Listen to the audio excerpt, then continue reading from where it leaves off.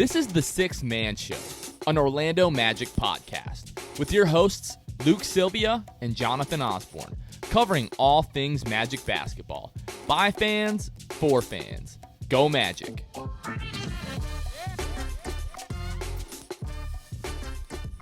What's going on, Orlando Magic fans? It is August 12th, 2021. As always, I am joined by the one and only, the mustache, Luke Sylvia. Luke, what is going on? Did you just change your inflection on the what's going on? I did, because we're about to announce something, and I thought about it for the first time ever on whether or not I should do the what's going on, Orlando Magic fans. I wasn't sure. Okay, well, all right. Moving forward, to call me off. So let's just get to it, then. I mean, if that's we're fine. not going to beat around the bush here, right? Yeah, we're not going to beat around the bush. No, go ahead. So, anyways, guys, you're hearing us on Thursday, which you guys might not be accustomed to unless something groundbreaking or news breaking has happened, which, I mean, Jalen Suggs is happening in the Summer League. I mean, that's a good enough reason for us to record. But we wanted to announce something to you guys. So, as a lot of you know, we just recently partnered with the Blue Wire Network, Blue Wire Podcast Network. We're super excited for that. But just to bring you guys some more content, we're starting a Thursday show that we are calling Shoot the Shot. Like shoot the blank, but shoot the shot instead. Obviously, we're PG. It's a basketball podcast. And it's basketball. It's a family-friendly, it all goes together. Family-friendly podcast. But basically, we're going to be putting together a Thursday show where it's less Orlando Magic focused. That way, we're not taking away from the Monday show. But it's going to be more high-level, league-wide NBA news, rumors, anything crazy happens. We'll be talking about that. Apart from that, we're really just going to be having fun, and that's kind of the shoot the shot. We're just going to talk about random things, kind of whatever we want to talk to, whatever feels right in the moment. We're going to have fun and experiment with that, so we hope you guys will tune into that. We hope that you guys really like that. Some people aren't going to like the fact that we're kind of stepping away from the Magic for that show, but we wanted to give something just like a different flavor, and we didn't want to take away from the Monday show. Right. So if you guys don't care for the Thursday show, you can still listen to the Monday show and get exactly what you've been getting for the last 2.5 years. But we really hope that you guys will tune in, and it should be fun, right, Luke? Yeah, and the other thing that's going to be fun about the Thursday show doing Shoot the Shot is that it's not going to just be Magic fans that are going to listen to this show. At least that's what our hope is, right? We hope that you guys are able to tell your friends who you debate NBA with them all the time, hey, Six Man Show has a show on Thursday, that Magic show I'm always listening to. They're transitioning to, doing also a Thursday show for kind of the wider range of NBA fans. So I think that'll be a really cool thing, a chance for us to dial in with a different audience too, and then also still keep our Orlando fans, obviously the Magic fans, listening on Thursdays as well. We hope you guys stick around for that. But yeah, it's going to be a lot of fun. It just kind of is just a testament to what you guys are, willing us to do. Without you guys and without your support constantly, we wouldn't feel the confidence to have a Thursday show, nor the energy to have a Thursday show. We both have kids. We're both married. It takes a lot, for the thought of us doing twice a week is incredible to me, and it's because of you guys. So first and foremost, just thank you guys for the constant support and allowing us to have opportunities like this. So yeah, although the main focus might not be the Orlando Magic, one thing that we promise not to lose is our Orlando Magic bias. No. So we're starting to talk about other teams, and we're talking about Kyle Lowry. It's over. Forget about it. Now that he's with the Heat, it's a roast session. I mean, it really couldn't get any worse for Kyle Lowry. So love what the Heat did in free agency, by the way. I hope they're really going to be really happy with the 3rd, 4th seed for the foreseeable future. I think that's as far as they're going to get. So, yeah. But anyways, guys, this episode in particular, Summer League's going on. We've had 2 Summer League games now, Monday night and then tonight. 2 games so far. There's been a lot of good things. There's been some bad. We're really going to break that down. We'll start, Luke. I think we'll just talk about the games all together. And then after we do that, then we'll get more so into like the individual guys and kind of how they've performed. So starting Monday night against the Golden State Warriors, the Magic won 91-89, Luke. And really the difference in that game was the second unit. When you look at guys like Giannis Tima, who we will talk more about a little bit later on. Giannis Tima, Ignas Brazdeikis with 12 points, Jeff Doughton, 9 points, Hassani Gravett, 9 points as well off the bench. Obviously, Jalen Suggs was the big story in the game, 24 points. We'll talk more about him later. But it was just a really fun game. You saw the young guys play well. Some of the young guys didn't play so well. But the fact that they responded, after being down, double digits in that game. You look at Moses Moody, your boy, ended up with 15 points, 4 rebounds, 2 assists. Jonathan Kuminga, 16 points, 6 rebounds, 3 steals on the night. Kyle Guy, the flamethrower off of the bench, 15 points. He had a good night. Gary Payton Jr., or Gary Payton II, 11 points, 8 rebounds. Just really, really fun game overall, Luke. Yeah, and here's something. So we obviously knew Jalen Suggs in that game played very well, had those 24 points that you mentioned, but something that I didn't realize till just now, looking at this the box score, just kind of line by line here. Jalen Suggs with that 24 points, obviously had 9 rebounds, near double-double. Really would have enjoyed that for him. But he led the team in points. He led the team in rebounds. He led the team in blocks. He led the team in a lot of categories, and those aren't just throwaway categories either. It's not the offensive rebounding category, which was led by Tima the other night there, but the amount of leadership that he showed on his first night. The players started deferring to him down the stretch. You got to see a lot of really cool moments with Jalen Suggs. Wish he would have been able to hit that layup to send it, or to win the game. But overtime was exciting, pulling away and all that. So yeah, I mean that game had everything. That up to that point, I think that was the G League game, the best one thus far. And I think there was commentators who were not Magic fans that were saying the same thing. So really cool to see Jalen Suggs be able to kind of put the team on his back and will him to a win in his first game in a Magic uniform. Yeah, tie game, 83 all with a minute to go. Jalen Suggs pulls up from the top of the key. Every time this kid pulls up, it feels like it's going in, but he missed it. Warriors go back to the other end. Kyle Guy misses a three-pointer. Then Cole Anthony with the turnover with 30 seconds left. Jalen Suggs back down the other end, 2-on-1. He gets the crazy block, and then, like you said, just kind of winds the clock down, misses the layup, but ultimately the Magic go into overtime and end up winning that game. Again, I think it was 91 to 89. So just squeak out the victory there. But what it's been so long. What's up? What was the most notable thing in that game for you, like whether it was statistically or by player? Like, what was the point of that game you walked away with? Obviously Suggs having 24 is pretty awesome, but was there something about his game that stuck out to you that normally wouldn't be that way? Was there anything in general? Yeah, I mean, I think we talked about it last episode where last week Phil from Locked On Magic had the guy from Locked On Zags on his podcast and was talking about how Jalen Suggs last year shot the ball better off the dribble than he did spot up threes, which is kind of usually the reverse. Mm-hmm. So I think that's kind of been my concern a little bit with Jalen Suggs, pre-draft process and, after drafting him was like, okay, how good of a shooter is this guy going to be? Because for me, I feel like that's really what's going to unlock him. Sure, the handle could be a little bit tighter at times. He's going to grow with that. He's going to learn to be a better decision maker. But I feel like he's proven pretty early on if he wants to get to the rim, he's going to get to the rim, and he's a pretty good finisher. For him, it's all going to come down to shooting off the dribble, in my opinion. Like he could become like a Damian Lillard offensively if he's ever able to shoot close to 40% from three. Like he's got all the moves, the mid range pull up, the floater, able to get to the rim, all of that good stuff. If he's able to knock down threes off of the dribble, it's just going to be huge. Like, that's when we're talking about this guy, without a doubt, becoming an all-star. And the thing that jumped out to me so far about Jalen is just the fact that every time he pulls up, I feel like it's going in. Yeah. And I have not felt that way, specifically about a guard with the Orlando Magic, in a very, very, very long time. Like, even Markelle Fultz. Markelle gets into the painted area, the mid-range. He pulls up, I feel like it's going in, right? But every level, Jalen pulls up, it just feels like it's going in every time.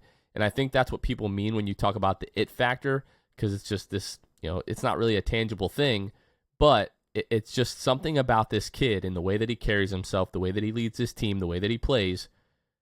If he pulls up, I just feel like it's going in. What about you? I think the thing that surprised me the most and was the biggest reason, probably one of my biggest concerns with him was definitely his perimeter shooting. I mean, he's a guy that shot, 34% from three in college.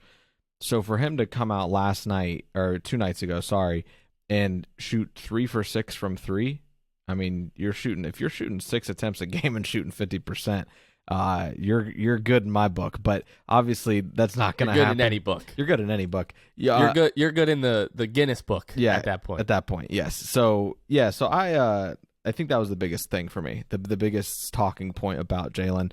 Obviously, he's got the it factor. It seems he walks with that confidence. He plays with that confidence. Talks to his teammates with that confidence. There was a shot tonight. Obviously, we'll talk about the game tonight here in a second. But there was a shot tonight, I think, at the beginning where they're huddled up. The starting unit is huddled up together near half court, and R.J. Hampton says something real quick, and then Jalen starts to talk there real quick too. So it was just kind of encouraging to see that Jalen's already feeling like, I was the number 5 pick.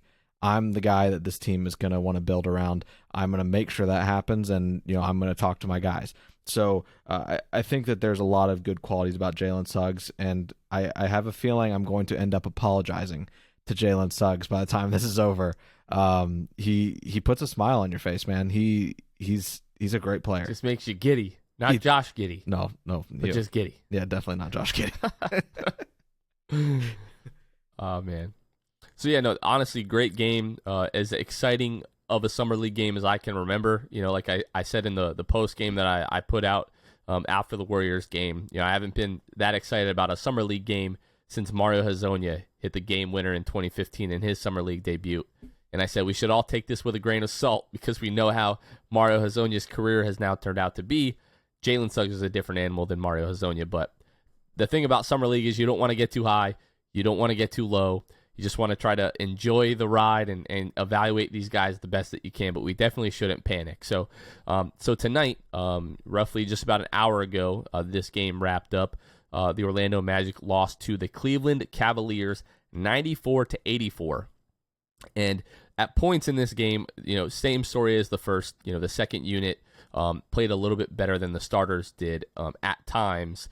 But there's just a long stretch, in the third, fourth quarter where Cleveland just could not miss. I mean, this guy, Matt Ryan, it was really cool that the quarterback of the Falcons decided to play some summer league. But this kid, 4 of 8, 4 of 7 from 3, 12 points.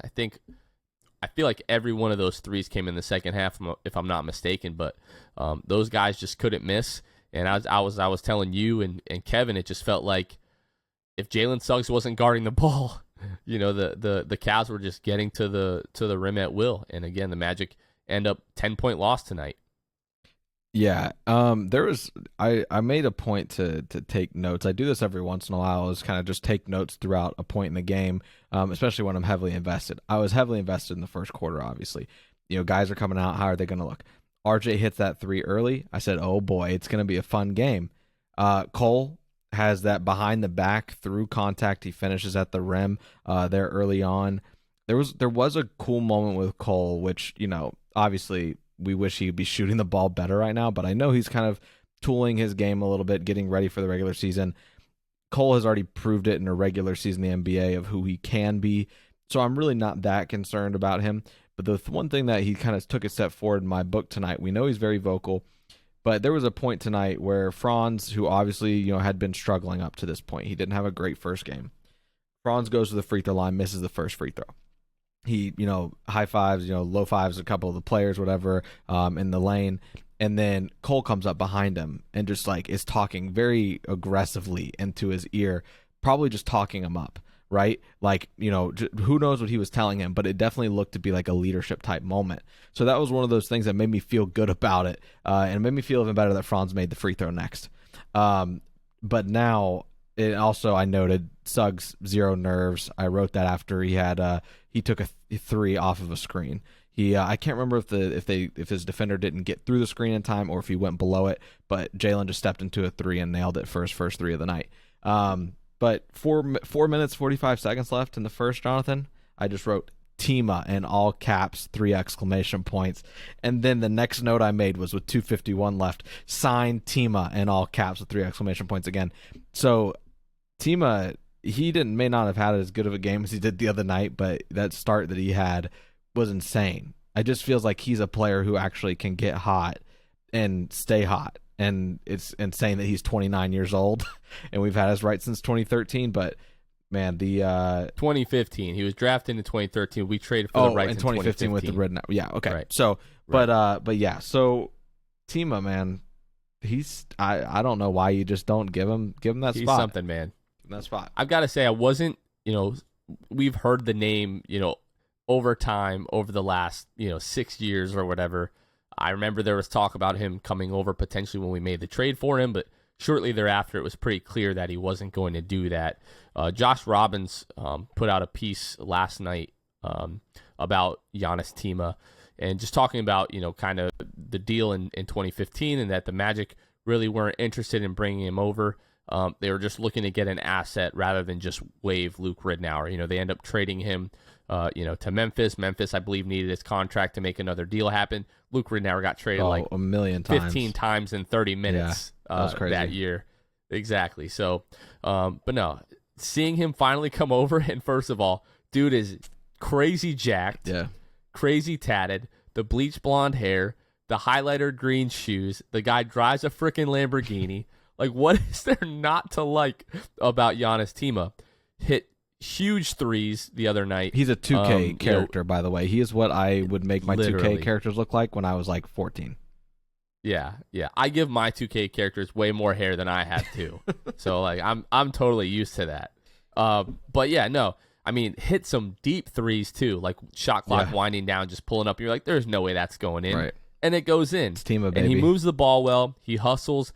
Not a great defender. I mean, 29 years old. The guy looks 35. I'll be the first person to say that. Maybe 40. You might be generous on that, honestly. He's not fluid at all. He's not, he's just not a great defender. He's not going to be that. But if you're looking for a guy who just knows how to play the game the right way, he's going to knock down shots. I think you could do a lot worse as a 15th man. People were talking about Brazdakis, who's been playing well in the summer league in his own right. He's been signed to a two-way contract, so the Magic still have one main roster spot open, and they have one two-way. My opinion, Luke, I'll save the Tima talk for a little bit later on what we think is going to happen with him. But he's been a lot of fun to watch. But yeah, tonight it was just that third and fourth quarter that really killed the Magic. Felt like a regular season Magic game. You pointed that out, kind of where they start going down in the second half and the wheels kind of fall off. And that's how it felt. The Magic just could not get a bucket. In large part, RJ Cole not shooting the ball particularly well right now.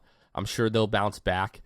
Kevin promised that he would interrupt the show tonight if we did not mention DJ Hogue tonight. 15 points in 19 minutes, 5 of 8 from the floor, 3 of 4 from 3, 6 rebounds, 2 assists, and a block. Really filled it up in the fourth quarter. He's mainly the reason the game was even that close. With like 2-3 minutes to go, the Magic had a chance to cut it to single digits, and largely due to DJ Hogue. But, the Magic just couldn't get it done tonight. Maybe they were holding guys back a little bit because they do play again tomorrow. We play the Celtics at 7 o'clock, so we'll see what happens there. Before we start talking about these guys individually, I'm a little worried about Jalen, because the guy just plays with like reckless abandon, diving all over the place. Tonight looked like he was a little bit banged up. I wouldn't be surprised if we don't see Cole, RJ, maybe Jalen, maybe Franz. I don't know. I wouldn't be surprised if we don't see them too much more. What about you? Yeah, I wouldn't be surprised by that either. Just because, we saw it tonight. There was a sequence tonight where it looked like Suggs had, gotten banged up a little bit. Like you said, it was a very physical game for him tonight. He gets banged up a little bit, and then RJ on the offensive end gets an offensive rebound, or steals the inbound, I think, or something like that. Goes up to put up a layup, and he misses it. But he comes down kind of holding his hammy, and I was like, oh, please don't. Let everybody get out. Get out of the game. I don't want to deal with this, because I was already recovering from Suggs, looking like he was favoring something as well. I wouldn't be surprised if they start to limit minutes here, as we get, move on. Jamal Mosley, I know that he wants to play these guys right now because he's the one coaching them. As Weltman, alluded to tonight, Mosley's probably not going to coach the entirety of the summer league, which tells me maybe when the next guy steps up to coach the summer league team, maybe they dial down the minutes a little bit, so that there are injuries that are avoided as best they can be. All right, guys, we're going to take a quick break, and when we come back, we're going to start breaking some of these guys down one by one. Attention listeners across the galaxy, all the way from Australia to Houston. Do we have a pube problem? If so, our friends at Manscaped have cleared you for takeoff with their 4th generation and brand new Lawnmower 4.0. Kick your pubes to the next planet with the Performance Package 4.0. The orbits in your pants will feel like you're in zero gravity when you use the best tools for the job from the leaders in male grooming. Join the 2 million men worldwide who trust Manscaped and get your rocket ready for takeoff by going to manscaped.com for 20% off plus free shipping with the code SIXTH. That's code SIXTH at manscaped.com. Ready for an out-of-world experience, fellas? Look no further than the Performance Package 4.0 from Manscaped that has just taken off in not only the USA, but Canada, the UK, across Europe, Australia, South Africa, and Singapore. Inside this package, you'll find their Lawnmower 4.0 trimmer, Weed Whacker ear and nose hair trimmer, Crop Preserver ball deodorant, Crop Reviver toner, Performance boxer briefs, and a travel bag to hold your whole solar system. The Lawnmower 4.0 also has a 4000K LED spotlight you can turn on and off when needed for a more precise shave throughout your travels across the universe. Get 20% off and free shipping with code SIXTH at manscaped.com. That's 20% off plus free shipping with the code SIXTH, SIXTH, at manscaped.com for a clean trinity and beyond. Your space balls will thank you. Okay, Luke, let's talk Jalen Suggs. I feel like we said we were going to wait until later in the podcast to talk about Jalen, and we've just been talking about Jalen like sprinkled throughout the episode so far, and we really can't help it. But let's break down what this guy is doing as far as putting up numbers. So far through 2 games, Luke, he's averaging 20 points per game, 8.5 rebounds. He's leading the team in rebounding. 3 assists, also leading the team. 1.5 steals, I think probably leading the team. 1.5 blocks, probably leading the team. Shooting 43% from the floor, shooting 41% from the three-point line, Luke. Yeah, I mean the biggest Jalen Suggs. Biggest number there, man. He's shooting he shot 6 threes each game, I think. So he's shooting 6 threes a game right now at a 41% clip. And by the way, he's doing that with tonight. Cleveland focused him pretty heavy, doubling him when they could. Drawing, putting the best defender, like they were doing everything they could for Suggs, which is going to be totally different than when the games actually start. I know Suggs is going to be the guy that, when you feel like you can get a bucket, but there will be so much better offensive players around him at all times that it's going to be hard to be pinpointing Suggs and trying to get him off the ball, make him uncomfortable. Those things will not be as easy as they are right now in Summer League because it's like, if Suggs doesn't score, then it's, DJ Hogue or something like that. But like when it comes time for the season, I think it'll be a lot harder to, really focus on Suggs. So yeah, I think that 3-point percentage is incredible. I hope, his catch and shoot is, improves because there will be more times where he is going to be catching and shooting. Feels like a lot right now. He's just playing off the pick and roll. Been impressed for the most part. There was one time where, he dribbles around the pick. He gets around the pick. He starts trying to drive, and the ball gets poked loose. I think his handles just sometimes aren't tight enough. Him and RJ Hampton kind of in the same boat there. Hopefully over time that they kind of tighten those up a little bit. And then that play, he ends up getting redeemed by Tima, who hits that shot clock expiring 3-pointer in that sequence. So is there what for you? What are you most impressed by? And then what are you thinking, like, hopefully he can, get this a little bit better before, by the end of the season? Well, I mean, I was going to go to another Tima sequence where Tima misses a corner 3 and Jalen just comes flying out from the wing for the putback dunk. Yeah. Like, the Cole Anthony any questions that there were about, Cole Anthony, exactly. Any questions that there were about, his athleticism or explosiveness, like, I thought maybe this isn't a guy that's necessarily going to play above the rim. But he's shown pretty quickly that he has the ability to play above the rim. I think apart from just like some of the shot-making ability, and like I said, it just feels like every time he pulls up, it's going to go in. Apart from that, the thing that has impressed me the most is the just defensive ability. He's just everywhere. He's in guys' faces. He's causing deflection. He's poking the ball loose when he's on the ball. Jalen Suggs so far through 2 games is what I thought Elfrid Payton was going to be. after his first few games, in a Magic uniform, in the regular season. I remember, there was just this sequence where the Magic scored and the other team was trying to inbound the ball, and Elfrid was just, he's on the inbounder and then he's on the ball handler. He's knocking the ball loose. He's diving on the floor. He's doing everything. Just remember thinking that kid was a pit bull, and then it just seemed like over time, Elfrid decided to care less and less about things on the defensive end. I think Jalen, again, comparing him to Elfrid Payton and Mario Hezonja. I'm not doing Jalen Suggs any justice here. Exactly. It's not a very high bar. Jalen Suggs is a different animal, when you compare to those guys, just as a talent, as a competitor, his ability, all of those things. So just been really excited about Jalen. And like you said, the leadership, the sense that he's like, okay, this, he's being cautious at times. He doesn't, want to step on any toes, I'm sure, but it very much feels like this is his team already. Now, is the dynamic going to be different when it comes to, the regular season roster, the main roster, when you've got guys like Jonathan Isaac and Markelle Fultz and veterans like Terrence Ross?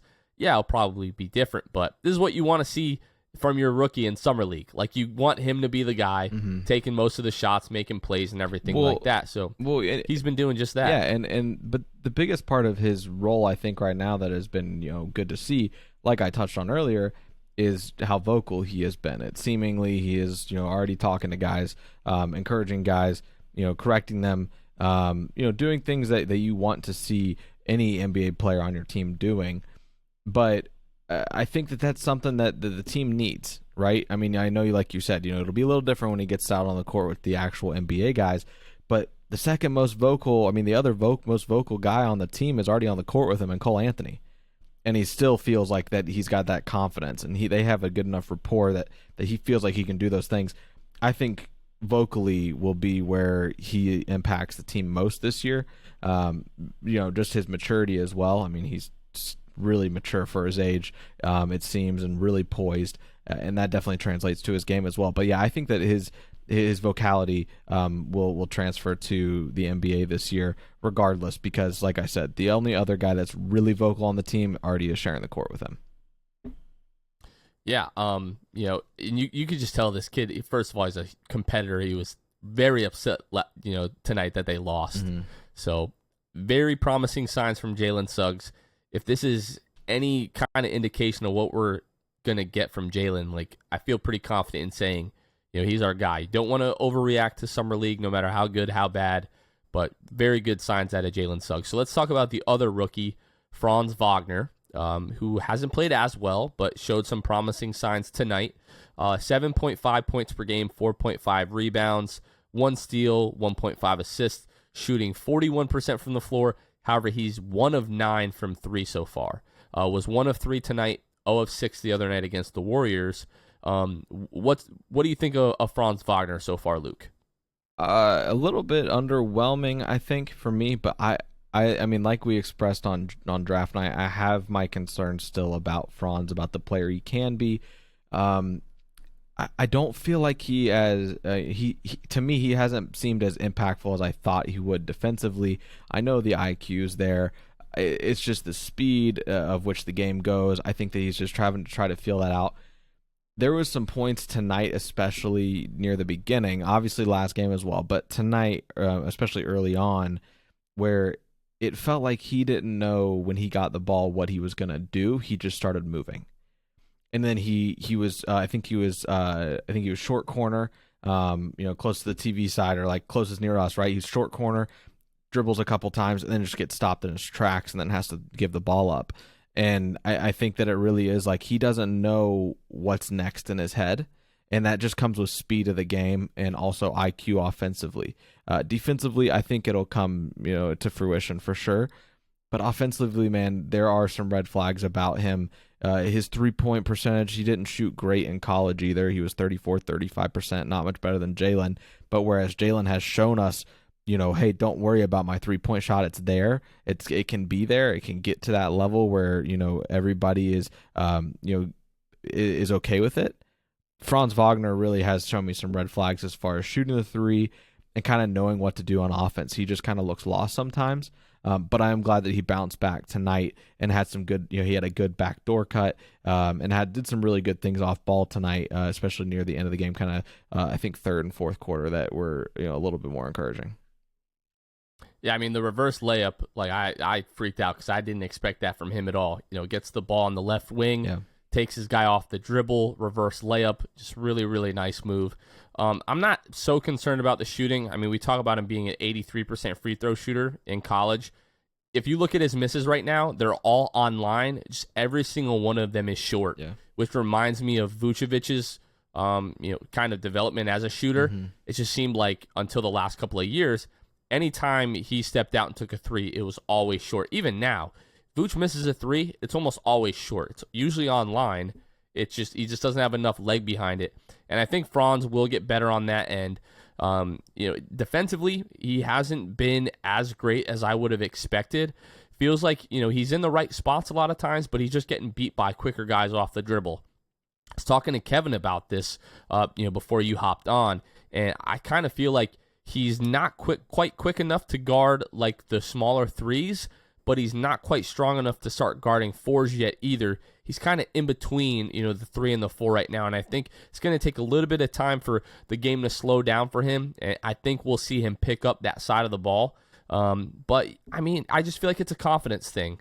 When you talk about, Cole coming in and kind of in his ear after a missed free throw, after he knocks down a shot, you see his energy rise. So I feel like it's mostly a confidence thing with Franz. We talk about not getting too high or too low during Summer League, especially on these guys. We're talking about 2 Summer League games. It's not time to draw any kind of big conclusion, even though we want to do that with Jalen, right? We want to say that he's going to be the greatest player of all time. After 2 games, we'd love to say that, but we just kind of have to pump the brakes a little bit. People are getting, a little too excited about Suggs maybe. We might be guilty of that, but people are definitely, I think, overreacting about, Franz Wagner. It's just a couple of games. And we talk about Franz, like, he's most likely going to be like, our third forward behind Chuma and J.I. Like, you could do much worse having, a guy like that coming off the bench, your rookie year. Let's be patient, give him time. I'm not panicking with Franz so far. Yeah, I think with him, the concern with him is that, it would be different if everybody was locked into the idea of Franz at 8. We've already gone into the dynamic before of that entire draft night where, you're preparing for a guard, and you get Franz Wagner, who is definitely not a guard. So, you're already kind of irritated with the pick, and then obviously any wrong move he makes, you're going to react about it because you just want to. And I think that's where a lot of people are at, and including myself. I mean, I see Franz do something, I'm like, oh man, I hope I'm not right. Like, I hope I'm not right about him. Moses Moody wouldn't do that. Moses Moody wouldn't have done that. But regardless, like you said, it is Summer League. You can have opinions about these guys. You put it out there tonight. Just because you have an opinion of something you see in the game doesn't mean it's a hot take, or doesn't mean, you're, being overly critical. It just means that, that is something, an observation that you've made during the game. And Franz, unfortunately, especially that first game and then early part in, tonight's game, there were some things that I, was able to really pinpoint easier than I am with Jalen. Oh, he needs to work on those things. All right. So let's go through the second year guys, if we will. We'll kind of touch on these, a little bit more briefly, just because we've seen them in regular season games. We kind of know what they're capable of. But let's talk RJ Hampton and Cole Anthony. So first up, RJ, so far, 2 Summer League games, 9 points per game, 4.5 rebounds. All the guards on this team are really rebounding pretty well, it seems like. 2.5 assists, shooting 40% from the floor, shooting 50% from the three-point line so far, Luke. I believe he's 4 of 8 through the first 2 games. What do you think of RJ? I think with RJ, man, there's one concern that I have with RJ, aside from his handles. We've been talking about that since we acquired him, and I've seen him play. But the other thing is the turnovers, especially that first game. There were some times where he tried to make plays and it's like it just wasn't there. And again, this falls into the category of like these are guys in their going into their second year, trying to really hone their skills where they feel like they're weakest. And I think with him, it's I know that he had near triple doubles and getting up there with his assist numbers last year for sure, but what was it? His first game, he had 5 turnovers and 3 assists. Tonight, he had a play that he tried to make where it was a flashy pass, essentially a no look, kind of over the head, I believe, and it just sailed out of bounds. It's just certain things like that where he's learning his game, he's growing, he's very young, and it just falls in that category. He's trying to sharpen his skills a little bit, but I think that would be kind of the one thing that I have not been really pumped about. I think he shot 50% in game 1 from 3, if I'm not mistaken, and 50% tonight as well. I think he was 3 for 6, right? So yeah, with him, his shooting is getting there. It was just kind of his vision. If we're going to expect him sometimes maybe to step into that point guard role at times when needed in that rotation, I think he really needs to probably work on his passing a little bit more. And I hope he continues to do that in Summer League. I'm okay with some turnovers, high turnover games, if it means that he's learning from those mistakes, and I think he is. Yeah, the thing with me in RJ is just the shooting stroke looks really, really good. I know he worked on that a lot this summer. It's just 2 games with 50% from 3. Yeah. Really not going to argue with that. Decision making, yeah, you do want to see an improvement there. But when you think about these guys, especially the ones that this is going to be their second year, didn't have summer league last year, had a truncated preseason, had a crazy regular season, and now RJ and Cole have basically gone like 4 months, almost maybe 3-4 months without playing organized basketball. It's going to take a little time for them to kind of get the rust knocked off. So. Now we're going to talk about Cole. Cole definitely has not shot the ball well whatsoever. I'll just throw that out there right now. He's 3 of 19 from the floor through 2 games. 15% from the floor, 14% from the three-point line. He's just not shooting the ball well. 5 points per game, 4.5 rebounds, 2.5 assists, 1 steal. Same thing with Cole. It's been a long time since he's played organized basketball. We've seen Cole fill it up in a number of games last year. We know what he's capable of. Do we think that he probably needs to improve as a shooter these games aside? Probably, but I know he's put a ton of work into that this season. So tonight I just tweeted out, Cole is struggling in these first couple of summer league games, and you would have thought that I said the kid was trash. Like the way that people aren't even tweeting at me, people are subtweeting me, by the way. Oh, that's good. And it's like, yeah, that's always good. But I mean, I was just making an observation. He's struggling. It's not an indictment on Cole Anthony. Doesn't mean that he's not a good basketball player, whatever the case may be. He just hasn't shot the ball well. He'll be the first person to tell you that, as a matter of fact, these first couple of games. I know he's not happy about that. But it's summer league. It's been 2 games. These guys have had 5 practices together. They're all still learning. The offense very much right now seems like it's a my turn offense. Like, I haven't shot the ball in a while. I'm going to go ahead and get a shot up. Kevin, I think it was, made the joke last night, or maybe it was you, Luke, that so far we haven't been seeing a lot of, pace, space, and the pass Kevin said that, of the offense playing with that, which is 100% true. We really haven't seen much of that in Summer League. I would like to see some more of that implemented in the offense. I'd like to at least see maybe one game where, Mosley kind of tries to run a more organized offense, I guess you would say. It'd be nice to see that before Jalen and Cole and RJ and maybe Franz aren't playing as much. But I'm not panicking with these guys. Rough couple of games shooting for Cole, high turnover game for RJ. I still think these guys are going to be just fine. Yeah, I mean, you're not going to hit the panic button, especially with guys like Cole who've already showed you who they can be. We already know Cole's reputation. He's a chucker. He's going to have cold streaks and cold spells throughout the season. So we might get, back-to-back games where he shoots 3 for 19. I'm hoping we don't, but it is very possible. But there's also, times where maybe back-to-back nights he shoots, 14 for 19. So who really knows with Cole? I know that, I can't emphasize it enough that these second-year guys are just trying to get better where they need to improve and where they have been working on it this summer. I would love to see these guys, same thing with RJ is my same thing with Cole, right? I want to see these guys facilitate better. There's no reason why. Who was it? You said Suggs. How many assists is he averaging right now? Through 2 games? 3, and we think that he's either tied or leading the team in assists. So I think that it's no excuse. I mean, these guys are playing, 27, 28 minutes, and Cole played 18 tonight. But the first game, that was the case. It just felt like like you said, it's a lot of my turn basketball is what summer league is.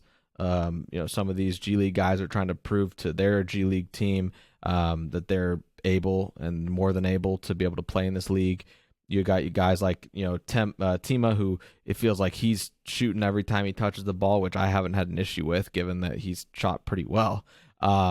So yeah, I think that it's really hard to make accurate assumptions based on summer league, which stinks, but that is part of it, and we're really gonna have to wait till preseason and opening night of regular season to really start making our true assumptions on these guys, and more so give them credit where they are being good at right now, because it's really easy to kind of harp on all of the negative things that these guys seem to be doing right now. So the last guy that I want to touch on before we wrap up here is a guy that a lot of Magic fans are he's become like a cult hero amongst Magic fans the last couple of games. Again, Giannis Tima, we all, heard that he was coming over to play Summer League, and it was like, the only Giannis, finally. By the way. What's that? That's the only Giannis I know. Oh, boy. Anyways, we're going to ignore that. But Giannis Tima, I mean, the first thing that you see out of this guy is like, he just sticks out like a sore thumb, especially the first game. The bleach blonde hair, really tan, jacked, tattoos, the bright green shoes. You look at his Instagram, guy drives a freaking Lamborghini. Right. Like, this is the kind of guy that you want to have a beer with after the game in Las Vegas. You know what I'm saying? So, Luke, thoughts so far on Giannis Tima? Dude can shoot like no other for a guy. I mean, also, when you look at him, I looked it up. He's listed at 6'7". Does this look like a dude? Does he look like 6'7" to you? Because I look at him like, this dude's got to be 6'10". He's just massive. He plays really big. I will say he's that. Also slow. First of all, like I keep saying, he's joked. He's yoked. Like Jack and yoked. Okay, I gotcha. I bet he's joked. Okay, the dude is freaking like. You just look at him, you're like, my goodness. Like, my wife saw his Instagram and was like looking a little bit too long, and I was like, all right, we're getting away from this guy. Okay, but like he does play really like big. Yeah. Like like you said. Listed at 6'7", at least on Google. I don't know what he's listed in the friggin' Summer League book, but yeah. But I mean, he's rebounded the ball pretty well. Like tonight, 4 rebounds. The other night had 6 rebounds. Shot the ball a lot better the first game. 4 of 7 from the floor, 3 of 5 from 3. Tonight, 3 of 9 from the floor, 2 of 8 from 3. It felt like a lot of guys in that second half were just really forcing things. And you're right. Every time he touches the ball, it feels like he's just going to pull up. This is his chance to make an NBA roster. That's why he came over. He wants to make the roster. I don't think he's all that interested in being a two-way player. He could go back home to Latvia, probably make more money than he would being a two-way player. But, I mean, if that's his dream to play in the NBA and he sees playing, being a two-way or playing in the G League, whatever happens, as being a necessary step to doing that, then maybe he's willing to do that. But I don't know. 29 years old, that's when you start to get kind of into like the twilight of your career, especially a guy that does not look 29 years old. Dude, I'm sorry to interrupt, but you mentioned your wife looking at the Instagram, and I went to his Instagram. The man's got 15 abs, I think. I just counted. Yeah, I didn't bro. know. I mean, maybe I just, my eye vision sucks, but I thought that he definitely didn't have abs, but here we are. No, this man lives the life. That dude could powerbomb you, no sweat. Just lift you over his head and just, yeah. There'd be no more Luke. Not at all. That's insane, dude. Yeah.